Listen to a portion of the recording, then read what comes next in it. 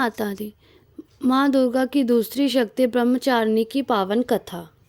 माँ दुर्गा की नव शक्ति का दूसरा रूप ब्रह्मचारिणी का है। यहाँ ब्रह्म का अर्थ तपस्या से है। माँ दुर्गा का यह स्वरूप भक्तों और सिद्धों को अंत फल देने वाला है। इसकी उपासना से तप, त्याग, वैराग्य, सदाचार और संयम की विधि होती है। ब्रह्मचारिणी का अर्थ तप की चारिणी यानी तप का आचरण करने वाली देवी का यह रूप पूर्ण ज्योतिमय और अत्यंत भय है। इस देवी के दाएं हाथ में जप की माला और बाएं हाथ में यह कमंडल धारण किए है। पूर्व जन्म में इस देवी ने हिमालय के घर पुत्री रूप में जन्म लिया था और नारद जी के उपदेश से भगवान शंकर को पति रूप में प्राप्त करने के लिए घोर तपस्या की थी। इस कठिन तपस्या के कारण इन्हें तपस्धारिणी अर्थात ब्रह्मचारिणी नाम से अभिहित किया था।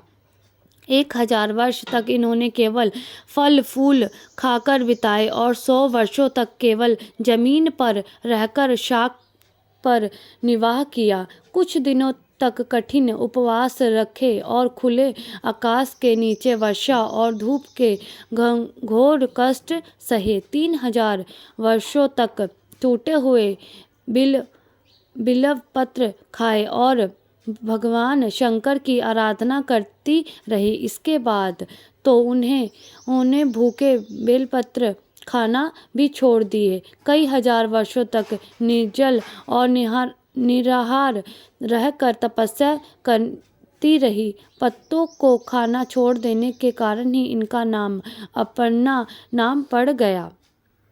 कठिन तपस्या के कारण देवी का शरीर एकदम क्षीण हो गया। देवता, ऋषि, सिद्धगण, मुनि सभी ने ब्रह्मचारिणी की तपस्या से अद्भुत पुण्य कृत्य तथा सराहना की और कहा, हे देवी, आज तक किसी ने इस तरह की कठोर तपस्या नहीं की है। यह तुम्ही से ही संभव थी। तुम्हारी मनोकामना परिपूर्ण होगी और भगवान चंद्रमौली शिवजी तुम्हें पति के रूप में प्राप्त होंगे। अब तपस्या छोड़कर घर लौट जाओ, जल्द ही तुम्हारे पिता तुम्हें बुलाने आ रहे हैं।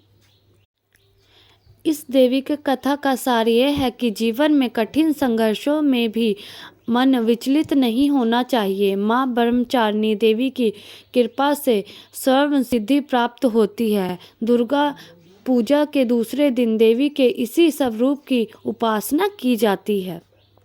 जय माँ ब्रह्मचारिणी। जय माता दी।